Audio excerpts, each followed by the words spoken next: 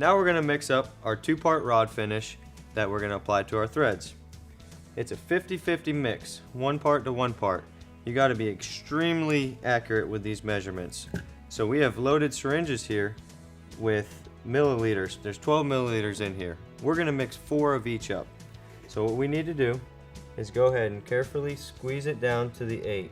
And this does have to be very precise, so stop right at the 8, okay? If you go a little past or a little short, make sure you do the same thing with the other part. So now we'll grab our other one, mix the same amount on there, go down to the same measurement, okay? Now we take our mixing stick and go ahead and start mixing this epoxy up nice and slow. Don't start whipping this stuff, you'll get air bubbles in there. You know, you just need to be nice and slow. Mix it for a good 4 or 5 minutes. And just keep the stick right on the bottom of the cup. Hit the sides of the cup. Hit every direction of the cup, every way. Just don't start whipping that thing, that'll just cause added bubbles in there. This epoxy is going to start to get very milky looking, foggy colored. We're going to mix through it and it'll get crystal clear again, and that's when we'll know we're ready to use it. Okay, now that JL's got the epoxy mixed up, thanks JL, we're going to pour the epoxy into a tin dish.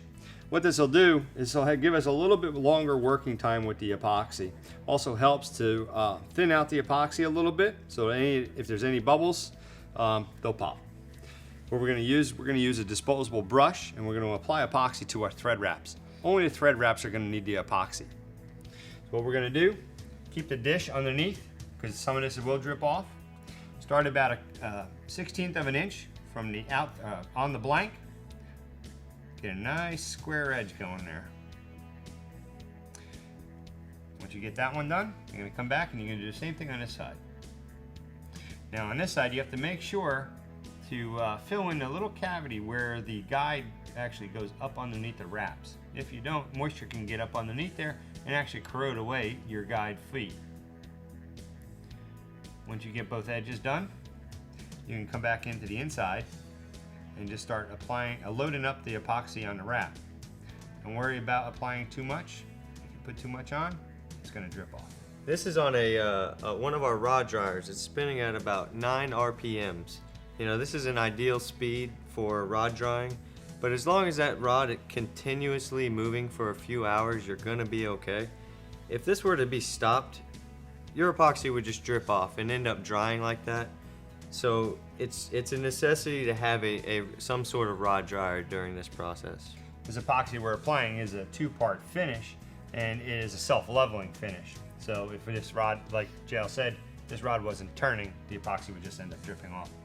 Now as I said, it's a self-leveling epoxy, so it's pretty much going to move around and go where it wants to go. Okay, it really doesn't need a whole lot of your help. You don't really want to brush it, you just want to kind of manipulate the epoxy and move it around a little bit.